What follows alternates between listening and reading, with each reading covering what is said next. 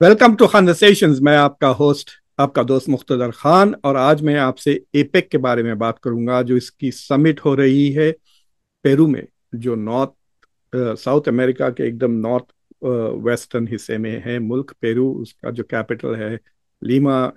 Actually I think दुनिया का सबसे हाईएस्ट कैपिटल सिटी है। तो वहाँ पे ये जो समिट हो रही है एपेक की, एशिया पैसिफिक इकोनॉमिक कोऑपरेशन, ये एक पुराना फोरम है जो 1989 में एस्टैब्लिश किया गया था। तो वहाँ पे जो बाइडेन भी है, शी जिनपिंग भी है, जापान के जो नए प्राइम मिनिस्टर हैं वो भी वहाँ आए हुए हैं। So it's an important event. उसके बारे में बात करूंगा।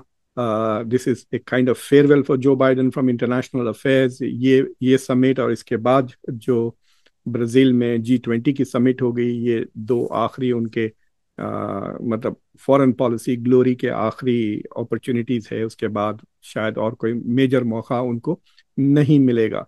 तो उनके बारे में बात करूंगा एज टू वाई, और वहाँ पर शी जिनपिंग जिस तरह से जो बाइडेन को आउटशाइन कर रहे हैं, डोमिनेट कर रहे हैं इस इवेंट को, उसके बारे में भी उसी के बारे में मैं आपसे बात करना चाह रहा हूँ, क्योंकि इंडिया का इतना इंटरेस्ट है in what China is doing. तो दैट्स वाई मैं ये हिंदी में कर रहा हूँ।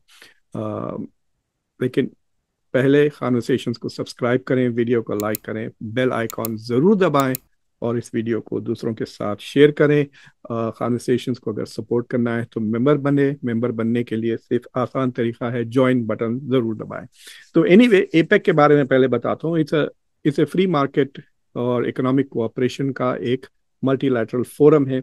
इसमें मुल्कों को कंट्रीज नहीं कहते हैं, उनको बेसिकली इकोनॉमीज कहते हैं।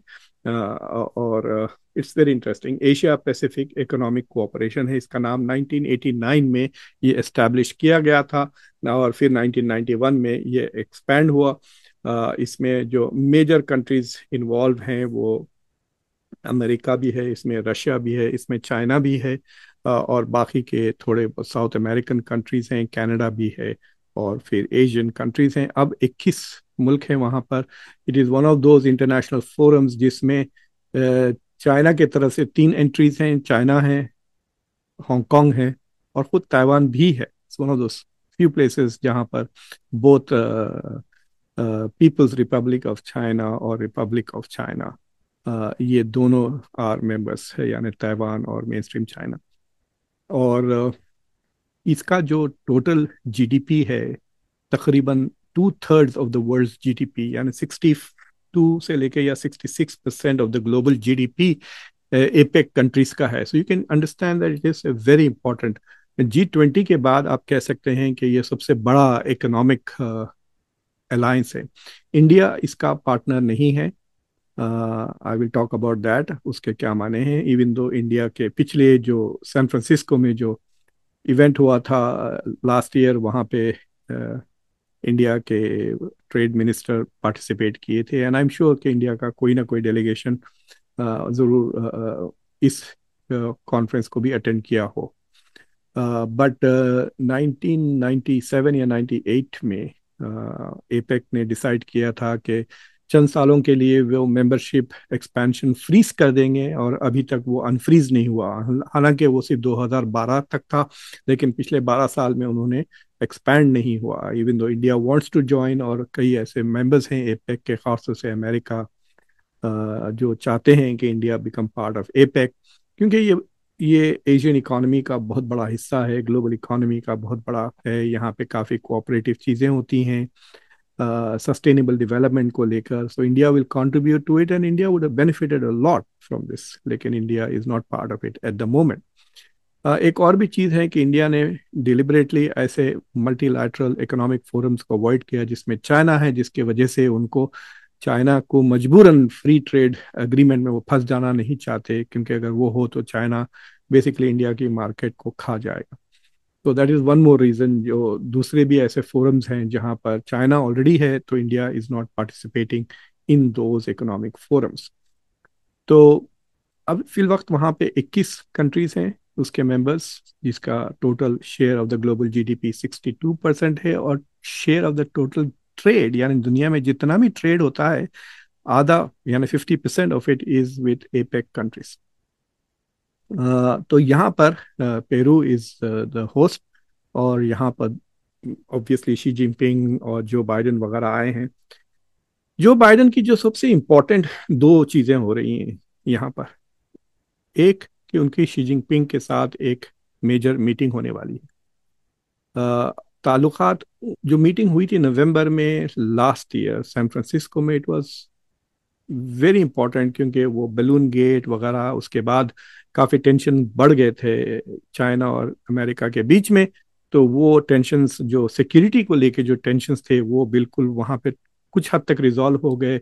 और अमेरिका और चाइना के बीच में military to military discussions, diplomatic channels, telephones, इस तरह का जो डायरेक्ट कम्युनिकेशन है वो एस्टेब्लिश हो गया था उसके बाद। तो इन दैट सेंस आप कह सकते हैं कि सिक्योरिटी को लेके जो टेंशन्स थे वो डिफ्यूज हो गए थे इन सैन फ्रांसिस्को। लेकिन उसके बाद से ट्रेड्स को लेकर काफ़ी टेंशन बढ़ गया है, क्योंकि जो बाइडेन ने चाइना के जो इलेक्ट्रिक व्हीकल्स है उस पर काफ़ी 100% टैरिफ्स लगा दिए हैं। पहले 25% था। चाइना से जो सोलर सेल्स आते हैं, जो कार के बैटरीज वगैरह आते हैं, उन सारी चीज़ें पे बेसिकली ग्रीन टेक्नोलॉजी जो चाइना से आ रही है उस पर बैन्स लगा दिए हैं। चाइना को चिप्स वगैरह भी नहीं बेच रहे हैं। तो there is some hostility. It is very clear कि America is trying to suppress China's economic development. China उससे बचने की कोशिश कर रहा है। तो those are the things that Xi Jinping America के प्रेसिडेंट से बात करना चाहेंगे वो, टू डिफ्यूज टेंशंस। पिछले चंद हफ्तों में उन्होंने कुछ पॉजिटिव बयान भी दिए हैं अमेरिका को लेकर, लेकिन unfortunately for them, Joe Biden is not going to be president after January 20th। तो मेरे ख्याल से ये जो मीटिंग होगी, it will be more about photo op Joe Biden को बाय बाय टाटा कहने के लिए। Otherwise all serious discussions I think Xi Jinping will keep to discuss with Donald Trump. मैं समझता हूं कि America has to become a bit more creative. शायद Donald Trump अगर जो बाइडेन के साथ ये दो इंपॉर्टेंट मीटिंग्स अटेंड कर लेते, एपेक और G20, then it would have been good for the continuity और अमेरिका के इंटरेस्ट के लिए। But anyway, Biden would not want to share the limelight. दूसरी जो उनकी मीटिंग है बाइडेन की, वो है साउथ कोरिया के प्राइम मिनिस्टर और जापान के प्राइम मिनिस्टर। एक ट्राइलैटरल सिक्योरिटी डायलॉग जो उन्होंने एस्टैब्लिश किया है, बेसिकली एंटी नॉर्थ कोरिया, कुछ हद तक एंटी चाइना, ये तीनों मुल्क। सो बेसिकली जो बाइडेन वहाँ जा रहे हैं सिक्योरिटी और वॉर से ताल्लुक बातें करने, उससे ज़्यादा और कुछ नहीं। शी जिनपिंग अलबत्ता वहाँ पर has come with a big economic agenda. वहाँ पर उन्होंने पेरू में एक पोर्ट है शांखे, CHANCAY कहकर, चाइना ने उस पोर्ट को डेवलप किया है अभी तक $1.3 बिलियन इन्वेस्ट करके। It is going to be the biggest port in South America. और कह रहे हैं कि उस पोर्ट के वजह से जो साउथ अमेरिका और चाइना के बीच में जो ट्रेड है, साउथ अमेरिका से आप कह रहे हैं ट्रांस पैसिफिक ट्रेड, जो all the way to Asia आएगा, वो ट्रांसपोर्टेशन में 10 से 15 दिन कम कर देगा। I mean that is such a boon. It will increase trade, cost कम हो जाएगा वगैरह वगैरह। It's going to be extremely profitable for both sides, South America को भी, चाइना को। तो इट्स ए बिग इन्वेस्टमेंट। आप ये तस्वीर देखें जो मैं अब लगा रहा हूँ। इस तस्वीर में जो रेड डॉट्स हैं, ये सारे के सारे साउथ अमेरिका और सेंट्रल अमेरिका में पोर्ट्स हैं जो चाइना ने डेवलप किया हुआ है।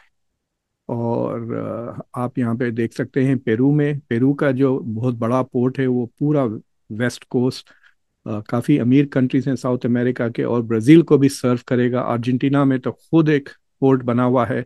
There are at least 3 ports that are developed in Brazil. तो आप देख सकते हैं कि China is all over South America and Central America investing there. ये बेल्ट एंड रोड इनिशिएटिव का आप नतीजा देख रहे हैं। डजन्स ऑफ पोर्ट्स नए जो कंप्लीट हो चुके हैं और जो और बन रहे हैं। So China is all over South America. साउथ अमेरिका बहुत रिसोर्स रिच मुल्क है। Agricultural resources, mineral resources, copper, gold, silver और पता नहीं क्या क्या है वहाँ पर। And so China is basically trying to dominate economically वो एरिया जो अमेरिका मनरो डॉक्ट्रिन के बाद से अपने रीजन को समझते हैं। जिस तरह अमेरिका चाइना के रीजन यानी ईस्ट एशिया में घुसा हुआ है, South Korea, Japan, Taiwan, Singapore वगैरह, उस तरह से अब चाइना अमेरिका के पिछवाड़े में घुसा हुआ है, इन देयर बैकयार्ड। और you can see their economic presence. मैं पिछले साल I was distinguish US American foreign policy professor Argentina में। तो वहाँ पे मैं काफ़ी हफ्ते गुजारा, वहाँ पे अमेरिकन फॉरेन पॉलिसी पे कोर्स पढ़ा रहा था मैं। तो वहाँ के जब लोगों से बातचीत हुआ तो आई मीन अभी ये जो करंट प्रेसिडेंट है वो काफ़ी एंटी चाइना है, but the public is not, they are quite pro China, and China is all over South America. और चाइना की जो मुलाकातें हो रही हैं, एक इम्पॉर्टेंट मीटिंग उनकी होने वाली है बाइडन के अलावा with new prime minister of Japan. ताल्लुकात ज़रा ग्रिम हैं, और इट इज़ क्वाइट पॉसिबल कि जो नए इशिबा, जो नए प्राइम मिनिस्टर हैं जापान के, he might make a visit to China, so they are trying to do something to smooth it out. China के लिए लैटिन अमेरिका इसलिए भी, साउथ अमेरिका भी इसलिए भी इम्पोर्टेंट है कि अगर आप देखें दुनिया में जो 5 मेजर हिस्से हैं, नॉर्थ अमेरिका, साउथ अमेरिका, यूरोप, एशिया और अफ्रीका, तो ये 5 हिस्सों में 2 ऐसे इलाके हैं जहाँ पे अमेरिका का बहुत ही ज़्यादा हेजिमोनिक डोमिनेशन है, विच इज़ नॉर्थ अमेरिका यानी कनाडा बेसिकली, और मेक्सिको और यूरोप। ये दोनों ही, नॉर्थ अमेरिका और यूरोप, अब चाइना के ऊपर काफ़ी दबाव डाल रहे हैं टू पुट बेसिकली एक्सपोर्ट्स कम करने के लिए उनके इलेक्ट्रॉनिक गुड्स, कार्स वगैरह पे टैरिफ लगा रहे हैं। ऑलरेडी कनाडा भी लगा दिया है, और चाइनीज इलेक्ट्रिक व्हीकल्स वगैरह, अब यूरोप ने 33% लगाया है, और शायद और मज़ीद वो टैरिफ लगाएंगे। मैंने एक शो किया हुआ है इसके ऊपर, आप देख सकते हैं जाकर सर्च करके चैनल पर। तो अब चाइना देख रहा है कि अगर उसको कैपेसिटी तो मैन्युफैक्चरिंग की उसने बढ़ा ली है, 50% of the world's manufacturing capacity अब चाइना में है, लेकिन फिनिश गुड्स कहाँ बेचेंगे? तो it is looking at other markets, basically global south की। तो अफ्रीका में एक्सपोर्ट करेगा, साउथ अमेरिका को एक्सपोर्ट करेगा, और एशिया में तो वो ऑलरेडी काफ़ी बड़ा उसका ट्रेडिंग सिलसिला जाहिर है। तो suddenly Latin America has become a big market, बड़ा पॉपुलेशन है, डेवलपिंग इकोनॉमीज है, उतनी अमीर नहीं है जितना नॉर्थ अमेरिका और यूरोप है, बट चाइना के लिए एक पोटेंशियली सब्सटीट्यूट मार्केट बन सकता है।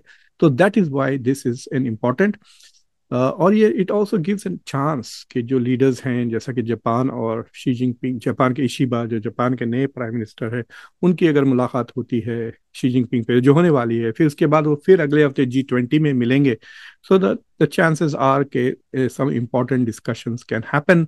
और वैसे भी सारे के सारे जो लीडर्स हैं, they are all trying to adjust to the new world of Donald Trump.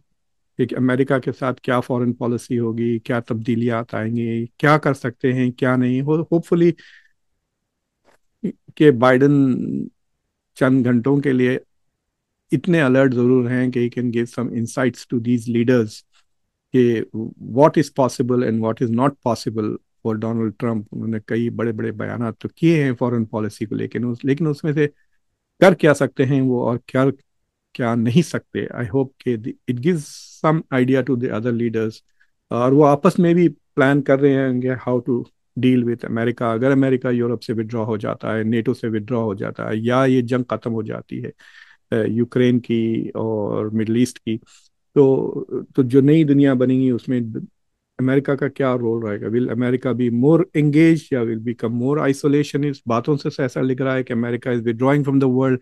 तो ये वैक्यूम जो क्रिएट हो रहा है, तो उसमें अगर चाइना विल डोमिनेट, तो दूसरे मुल्क कैसा देखते हैं? How do Japan see it? India आ जाएगा G20 के लिए अगले हफ्ते ब्राजील में। तो how do they look at this new world? So there is much to talk about, and I think behind the scenes bilateral meetings में ये मुद्दे भी काफ़ी डिस्कस हो रहे होंगे। तो एनीवे, दिस वाज इम्पॉर्टेंट चीज़, मैं सोचा कि आप लोगों के साथ शेयर कर लूँ, खासतौर से वो लोग जो सिविल सर्विसेज एग्जाम्स ले रहे हैं, इंटरनेशनल रिलेशंस पढ़ते हैं, उनके लिए, क्योंकि the rest of the people are just being sucked away by जो तमाशा बना हुआ है अमेरिका, अमेरिका का ट्रम्प की कैबिनेट अपॉइंटमेंट्स, उसके confirmations, lack of it, debates वगैरह जो चल रहे हैं अमेरिकन डेमोक्रेसी को लेकर। तो एनीवे, आई होप कि आपको ये यूजफुल लगा। So please subscribe to conversations, video को लाइक करें, चैनल को सब्सक्राइब करें, बेल आइकॉन जरूर दबाएं, और इस वीडियो को दूसरों के साथ जरूर शेयर करें। अंटिल नेक्स्ट टाइम, मैं आपका होस्ट, मैं आपका दोस्त मुख्तदर खान। Take care.